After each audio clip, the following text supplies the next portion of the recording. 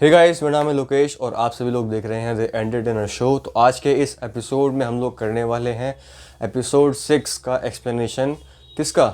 Hijack web series का। तो ये एपिसोड इस पूरी सीरीज़ का मेरा सबसे अच्छा और सबसे फेवरेट एपिसोड रहा है अभी तक का, और इस एपिसोड का हम लोग करने वाले हैं एक्सप्लेनेशन। तो चलिए फिर स्टार्ट करते हैं बिना किसी देरी के। तो एपिसोड की स्टार्टिंग होती है सैम के घर से ही, जहाँ पे हम सैम नेल्सन के बेटे को देख सकते हैं, काय को। और उसी घर में अब क्योंकि 2 हिटमैन आ चुके हैं, तो उन दोनों हिटमैन्स को ऊपर से आवाज़ आती है। तो उनमें से एक हिटमैन ऊपर जाता है ये चेक करने के लिए कि ये आवाज़ थी किसकी, और उसको वहाँ पे कुछ मिलता नहीं है, क्योंकि काय जो होता है वो जो होता है ना, कबर्ड जो होता है उसके अंदर छिपा हुआ था।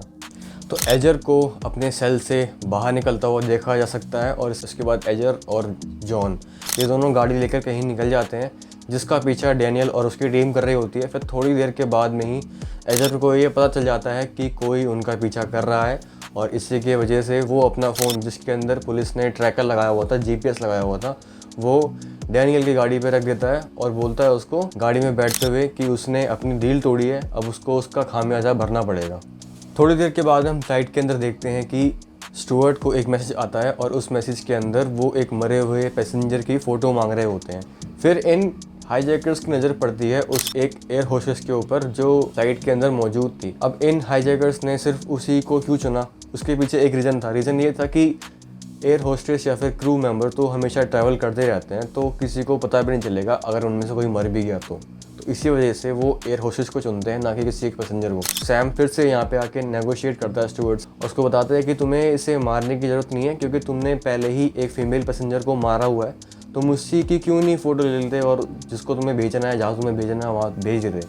तो इसकी बात मानते हुए स्टुअर्ट उसी फीमेल पैसेंजर की फ़ोटो क्लिक करवाता है किसी और एयर होस्टेस से, और उसको सेंड कर देता है एजर को।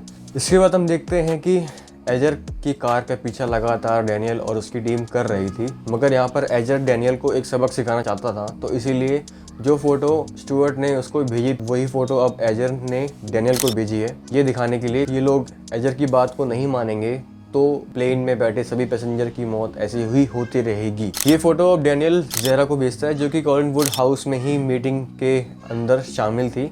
अब जब वो फ़ोटो ज़ेरा के पास आती है तो वो उस फ़ोटो को सभी मीटिंग के सभी लोग उसको देख लेते हैं। फ़्लाइट के अंदर सैम और ह्यूगो और बाकी सभी बिजनेस क्लास में बैठे हुए लोग ये ऐसा प्लान बनाते हैं कि हमें हाईजैकर्स के खिलाफ लड़ना होगा। अगर हमें जीना है तो हमें उनसे लड़ना ही पड़ेगा, वरना फिर किसी और पैसेंजर की मौत होगी और उसके बाद किसी और की मौत होगी। सैम के हाथ में प्लास्टिक की जो टाई होती है वो लगी हुई थी, जिसके वजह से उसके हाथ खुले नहीं थे। तो सैम के पैंट के अंदर एक सीजर पड़ी हुई थी। सैम ह्यूगो को बोलता है कि उसकी जेब में एक सीजर पड़ी है, उसको निकालो, और जो मेरे हाथ में ये प्लास्टिक की हथकड़ियाँ लगी हुई हैं उसको काट दो। ह्यूगो अपना बेस्ट देने की ट्राई कर रहा होता है, लेकिन तभी वहाँ पे स्टुअर्ट पहुँच जाता है। उसके बाद में जो उसकी हथकड़ियाँ थी प्लास्टिक वाली वो खुल नहीं पाती। फ्लाइट के अंदर एक पैसेंजर के जूस पैकेट को एक मैसेज की तरह यूज़ करके पूरी की पूरी इकोनॉमिक क्लास के अंदर इस बात को फैलाया जाता है कि हमें हाईजैकर से लड़ने के लिए तैयार रहना होगा। और इस पैकेट पे लिखा हुआ था get ready to shake things up. मगर फिर अलेक्जेंडर, जो कि एक हाईजैकर है, वो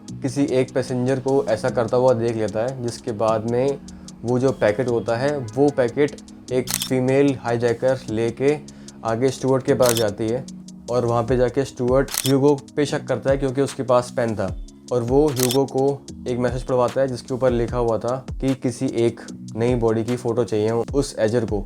तो वो ह्यूगो को निकाल के ले जा रहा होता है मारने के लिए, लेकिन तभी सैम उसकी मदद करता है। और उसके बाद में स्टुअर्ट का गुस्सा और भी ज़्यादा बढ़ता जाता है और वो सैम को गोली मारने ही वाला होता है, लेकिन तभी वही फीमेल एयर होस्टेस जिसको अभी सैम ने बचाया था वही जाके अब सैम को बचाती है और बताती है कि तुम्हारे भाई की जान को बचाने के लिए इसने काफ़ी ज़्यादा ट्राई किया था और तुम उसी को मार रहे हो।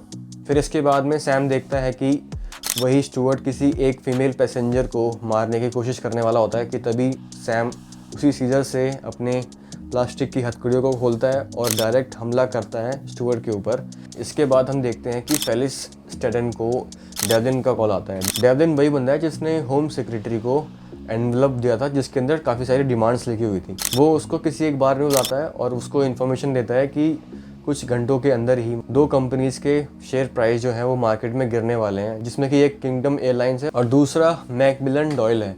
ये दोनों ही किंगडम को इंश्योरेंस प्रोवाइड करती हैं और इन दोनों के प्राइस शेयर काफ़ी जल्दी और ज़्यादा गिरने वाले हैं। डेवलिन फेलिक्स को ब्लैकमेल करता है और इसी वजह से फेलिक्स को डेवलिन की बात को मानना पड़ता है। कॉलिनवुड हाउस में जो होम सेक्रेटरी होता है वो इस कंक्लूजन पे पहुंचता है कि हमें हाईजैकर्स की बात को मानना तो है, लेकिन बहुत ही ज़्यादा धीरे धीरे तरीके से मानना है और ये तब तक करते रहना है जब तक कि प्लेन सक्सेसफुली लैंड नहीं हो जाता और वो उन हाईजैकर्स को पकड़ने लेते हैं। थोड़ी देर के बाद हम ग्राउंड में फिर से देखते हैं कि एजर को एक दोबारा मुश्किल का सामना करना पड़ता है और ये मुश्किल इस बार रोड ब्लॉक की थी।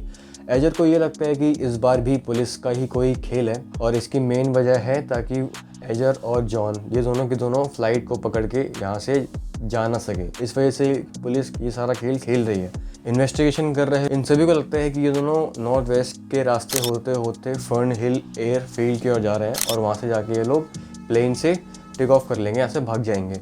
और इसी के चलते वहाँ फर्न हिल एयर फील्ड में काफ़ी ज़्यादा सिक्योरिटी को टाइट कर दिया जाता है और जैसे कि इन्वेस्टिगेशन करने वालों को लगता है कि ये लोग वहीं पे ही आएंगे, तो ऐसा ही होता है बिल्कुल। एक गाड़ी आती है और उसके अंदर 2 लोग बैठे होते हैं, लेकिन जब उस गाड़ी से लोग निकलते हैं, 2 लोग निकलते हैं, तो वो लोग एजर और जॉन नहीं होते बल्कि कोई और होते हैं। यहीं पर हम काय को सैम के घर में स्ट्रगल करता हुआ देखते हैं, जहाँ पे वो किसी न किसी तरीके से पुलिस को बुलाने का ट्राई करता रहता है। और जब स्टुअर्ट के ऊपर हमला होता है तो उसी दौरान टेरी के ऊपर भी हमला होता है और इस बार टारगेट टेरी का फेस था, जिसको अंजाम देने वाला कॉलिंस था। वही कॉलिन जिसने सैम के साथ मिलके टेरी पर अटैक करने की कोशिश की थी। सैम और स्टुअर्ट की इस लड़ाई में स्टुअर्ट के हाथ से गोली चल जाती है और वो गोली डायरेक्ट एक केबिन क्रू के एक मेंबर के पैर में लगती है। और इसके बाद में सबसे जो मस्त एकदम ट्विस्ट आया है, प्लॉट आया है पूरी सीरीज़ के अंदर, वो ये आता है कि बिजनेस क्लास के अंदर बैठी हुई जो अमेंडा थी उसके फ़ोन पे आता है मैसेज। अब मैसेज को पढ़ने के बाद जो अमेंडा होती है वो डायरेक्ट जाती है वॉशरूम में जाके अपने बाल बांधती है और उसके पास में होता है बैग से निकाली बंदूक और बंदूक निकालने के बाद वो जाती है डायरेक्ट कॉकपिट की ओर। और कॉकपिट की ओर जब जा रही होती है तो उसको बीच में वो दिख जाता है, कौन? अपना कैप्टन को मारती है गोली और गोली मारने के बाद डायरेक्ट जाती है कॉकपिट के अंदर। अब सभी लोग इतने दंग होते हैं, उनको समझ में नहीं आ रहा होता कि ये हुआ क्या, अचानक से कैसे हो गया। यहाँ पे हाईजैकर से लेके इकोनॉमिक क्लास वाले और बिजनेस क्लास वाले सभी के सभी दंग रह जाते हैं कि भाई ये क्या कर दिया, ये तो हाईजैकर्स को भी नहीं पता था कि ऐसा कुछ हो जाएगा। और बस यहीं पे होता है इस पूरे एपिसोड का दी एंड। आई होप कि आपको अच्छा लगा होगा और एपिसोड 6 में देखना ये रहेगा कि क्या अमेंडा इस पूरे हाईजैक को अंजाम दे पाएगी और उसकी क्या मंजिल है, वो इस प्लान को कहाँ ले जाएगी और उसके ऊपर किसका हाथ है। क्या एजर भी इससे मिला हुआ है या फिर ये किसी और के लिए काम कर रही है। तो इसको देखने के लिए अगला वीडियो देखना पड़ेगा, अगला एपिसोड देखना पड़ेगा और उसका एक्सप्लेनेशन हम अगली वाली वीडियो में करेंगे। Till then stay connected and thank you for watching my video and also bye bye.